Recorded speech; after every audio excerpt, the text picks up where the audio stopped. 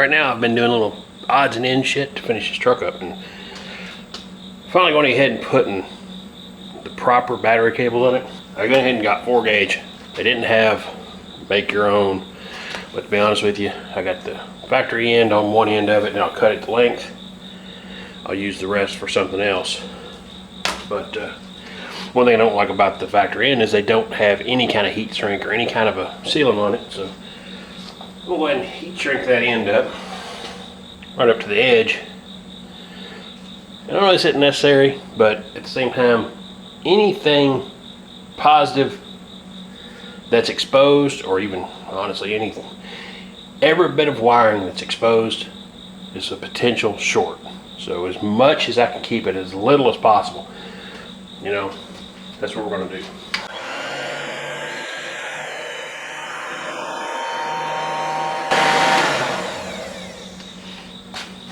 And there you go. So, snake this down here to the starter.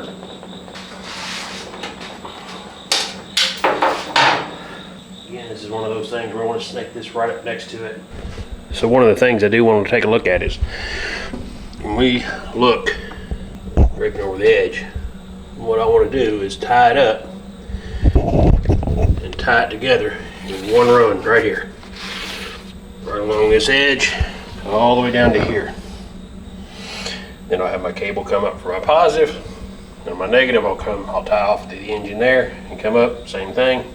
So I'll have 2 nice neat, mostly hidden bundles. A little wire loom, zip tie or 2.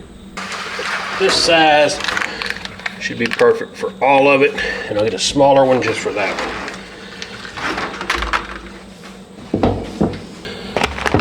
Of course, I still have my negative right here. Let's just go ahead and I'm gonna tie it into the same spot. No, I'm not. Yeah, I am. All right. So I've basically got my cables all right here, right where I need them to be. Just have to put my soldered ends on them.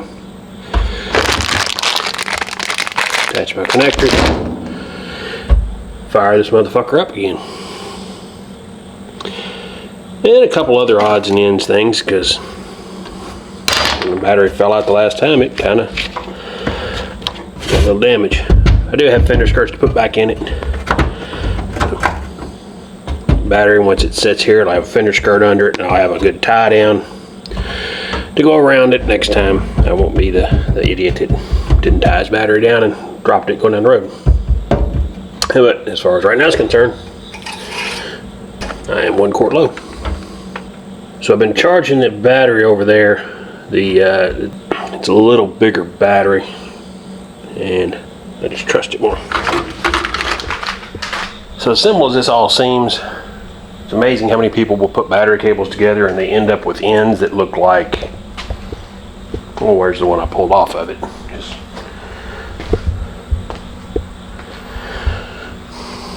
what they look like, I know they perform. I've seen one the other day, it was literally loose.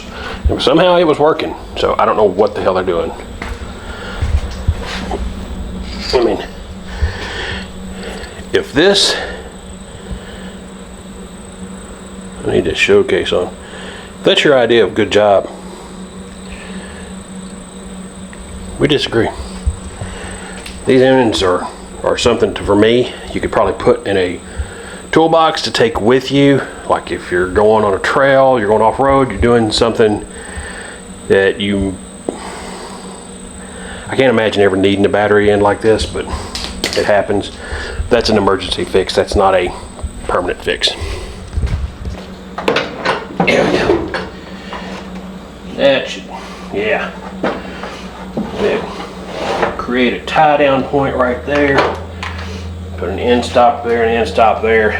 Tie this battery down the right way. Maybe put a safety strap over the top. But regardless, I'll give myself a little extra right there. Or if something happens, I could. There, and probably there. Like I said, I'll give myself a little bit more than I think I need. Cut that off. I've actually got another battery cable there I can make. We'll set that aside for now.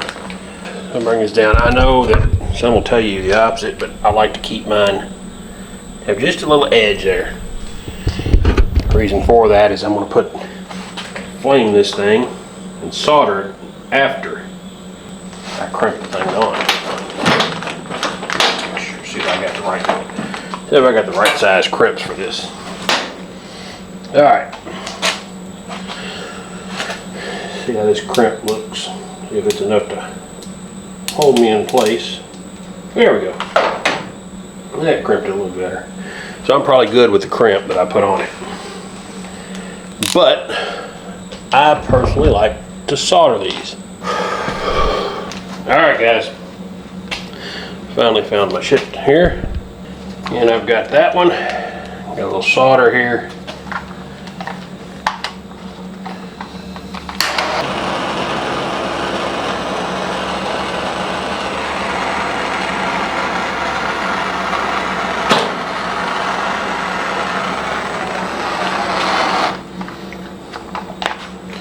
Alright, got a little warmer than I should have, but the important thing is it's where it needs to be there.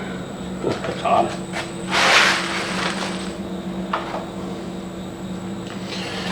Get that together, bit of heat shrink on it, ready to rock and roll. Like I was saying, it's good to have the right tool for the job. So personally, I like to have just a little hang out there. I know, you don't have to, but we'll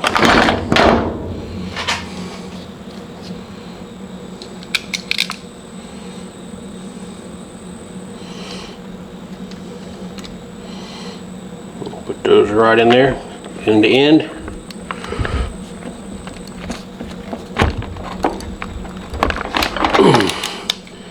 So I did go ahead and finish these up. I still do have the one wire. Got to reconnect for my headlights, but you can see everything else is now together.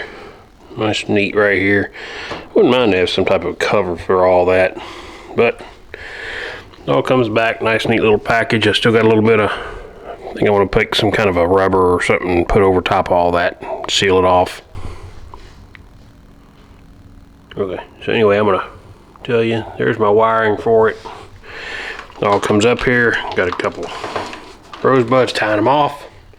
Much nicer, good quality battery cables. I'm pretty happy with that. I mean, it looks good, it starts good.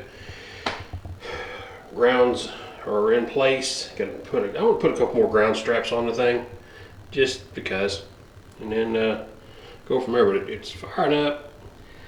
Seems to smoke a little less every time. We'll see. It's still got a long ways to go. I can tell you, the thing is definitely tired, and that's okay. I don't care. We're gonna run it till it's wore plumb ass out.